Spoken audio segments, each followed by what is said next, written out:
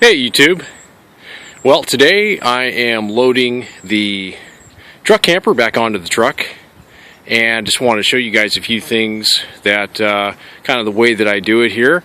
And of course this is going to be somewhat different from truck to truck and different setups and tie downs and that sort of thing, but I'm just going to kind of show you some tips, some ideas, and some of the things that I do here for some people that have never loaded a truck camper onto a truck before.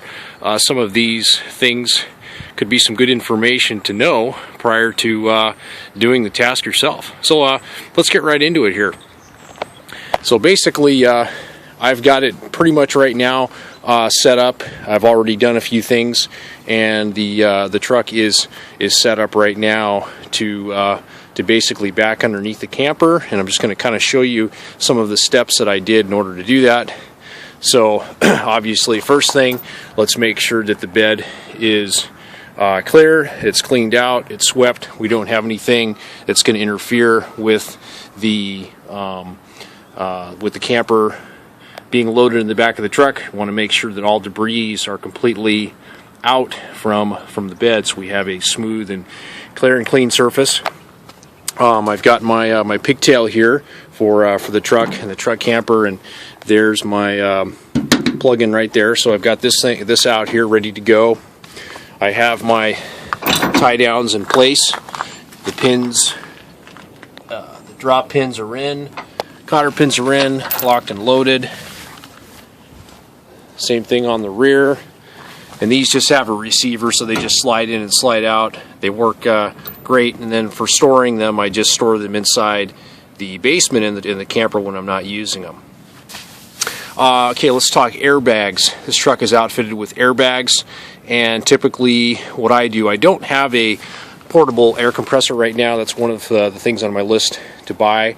But what I do is I use my trusty little bicycle pump, and I pump up each bag. I put about 40 pounds in there. You could get away with 20, but it's very critical that if your truck has airbags and you're loading your camper onto it, that you have a minimum of, I would say about 20 pounds in there, because if you load the camper on the truck without any air in the airbags, you risk the potential of popping the bag. So we don't want to do that. So I went ahead and pumped them up to 40 psi. And so I'm all ready to go there. I have electric jacks on here. These are the 4560 Happy Jacks. And let me go grab the remote, and I'll let you guys kind of listen to them and hear them here. So this is a pretty nifty little remote control unit here, and basically it gives you the option to do a lot of different things. You can do all at once, which would be this function here. Blue would be down, red would be raised. So you can do all at once, or you can do each individual jack at a time when you're in the process of leveling. So let me go ahead here, and there's a little bit of a trick to getting both of these started. You have to press both of these buttons at the same time, and then both of these buttons at the same time. So I don't think I'll be able to do holding the camera here, so let me go ahead and shut this off and turn it back on again. Okay, so I have the jack activated, and this is what it sounds like.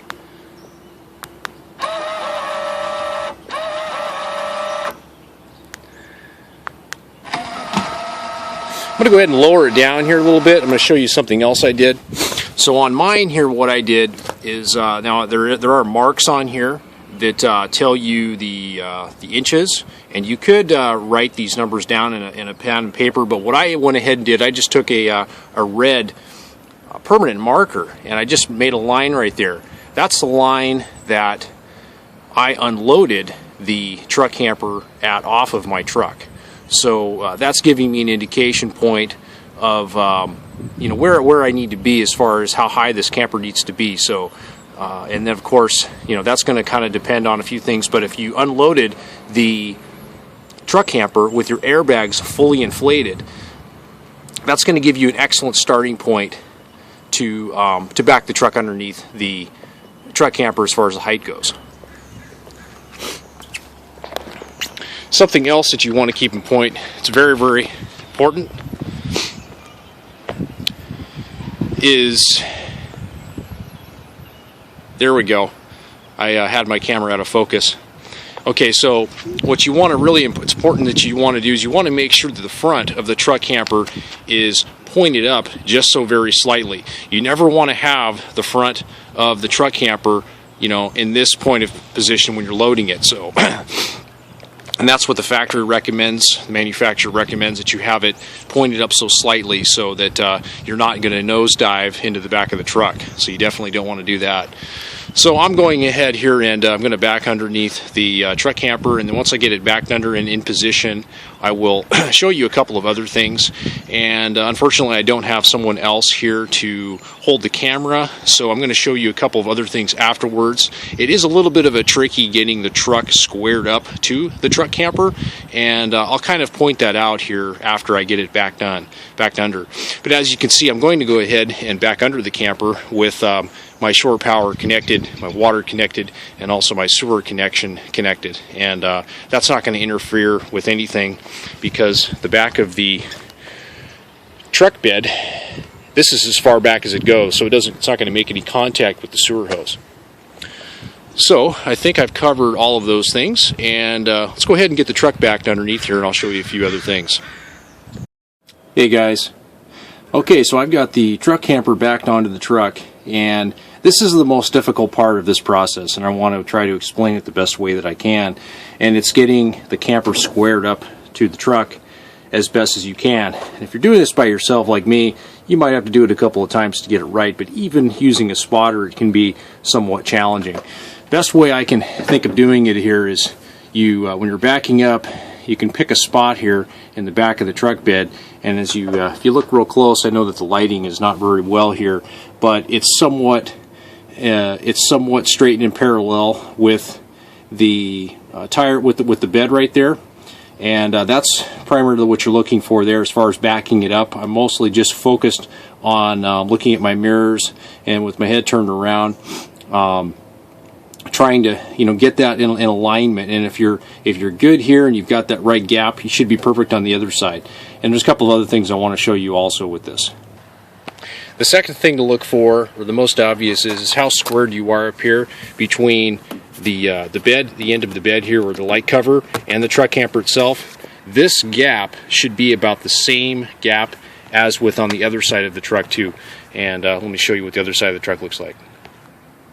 So as you can see, we're fairly close with each other. Now, the other thing that's going to kind of change somewhat, and you may need to pull the truck forward or back up, is when the truck is in the raised position. It's not fully lowered on the truck bed yet, so that can kind of change some of the angles a little bit, and you may have to pull forward.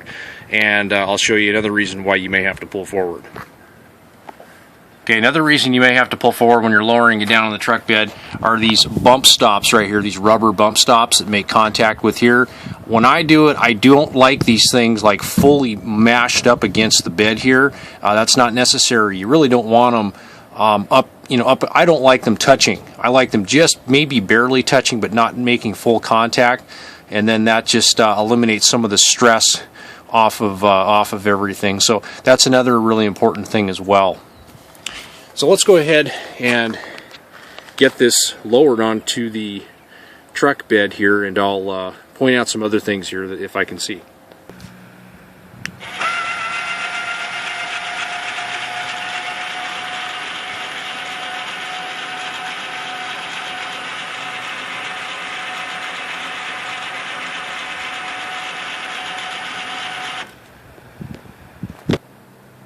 Okay, so as I go ahead and I look around and I put my hand back here to feel this rubber bump stop, okay, and I'm not making any contact with the truck bed itself, so I know that I'm good there.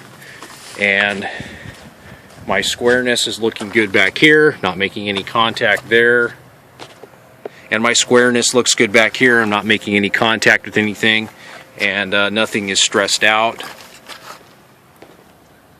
One thing that I've noticed on this particular camper is this side here. This would be the if you're looking from the rear, it would be this side on this camper.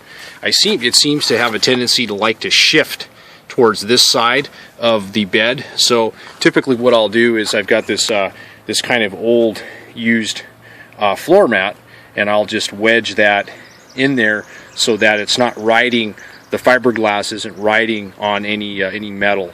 So that's just kind of another tip that you know, you guys might want to be taking a notice there. You don't want the camper riding on any parts on the metal, on metal to metal or anything like that.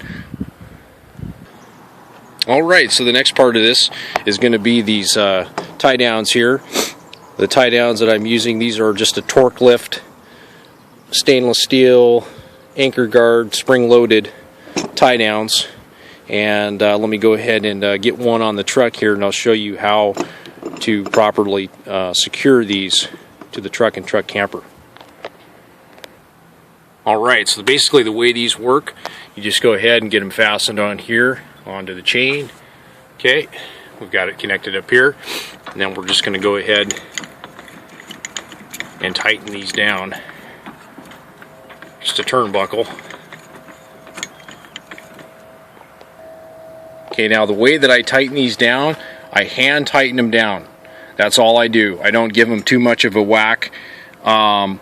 I don't, and the reason to that is because you want these are spring loaded, so they have a little bit of suspension in them, and you want some movement. You don't want these things so tight that it's not allowing the truck camper to flex with the truck. So that's really, really important. So I hand tighten these down, and then this is a locking nut here, and then I just tighten that up against here with the crescent wrench, and then that's good to go.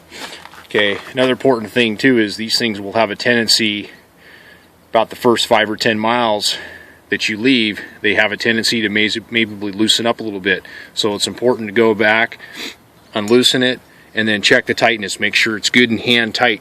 And then after that, you should be good to go. Alright YouTube, that pretty much wraps up the loading of the truck camper here.